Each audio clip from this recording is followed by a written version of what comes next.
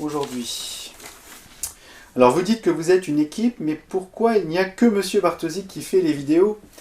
Alors, je trouve que oui, je trouve la question vraiment intéressante parce que il y a deux choses qui m'intéressent beaucoup dans cette question. La première partie surtout, qui dit que vous dites que vous êtes une équipe. Et oui, c'est clair, nous sommes une équipe. Et je le revendique très fortement. J'y reviendrai juste après. Et puis donc, l'autre élément, c'est pourquoi est-ce qu'il n'y a que Monsieur Bartosic qui fait les vidéos?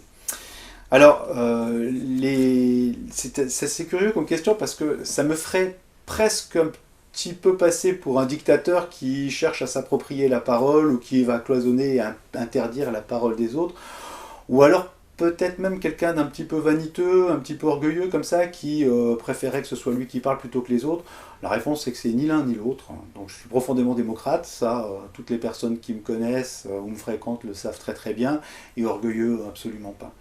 Donc pourquoi est-ce que c'est davantage moi qui réponds à ces questions? C'est un choix de l'équipe. C'est-à-dire que quand on a réfléchi aux moyens, aux différents supports que l'on pourrait employer pour communiquer le fond de notre propos, la vidéo s'est avérée comme étant un moyen peut-être assez pertinent. Et l'équipe a assez spontanément voulu que ce soit une parole qui soit portée par la tête de liste.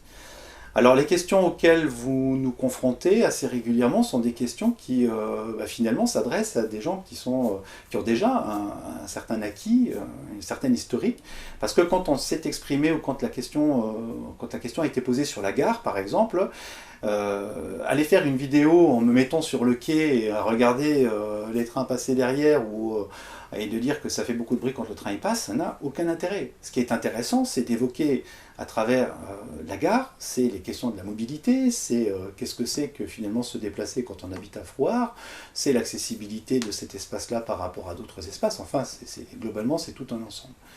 Alors, je crois que les questions qui sont posées, elles nécessitent une certaine maîtrise, un peu technique, un peu historique. Donc c'est pas inintéressant de pouvoir faire en sorte que je puisse y répondre. Mais qui d'autre dans l'équipe aurait pu y répondre? D'autres, hein. Thierry par exemple. Thierry, tu aurais très bien pu répondre aux questions sur la gare. Des questions liées à la citoyenneté, Laurent Bellamy peut très bien s'exprimer là-dessus, parce qu'il a porté cette question-là de manière assez forte. Des questions sur le tissu associatif, Muriel, Eric peuvent très très bien y répondre. Donc c'est moi qui réponds parce que c'est un choix de l'équipe, mais d'autres auraient très bien pu répondre.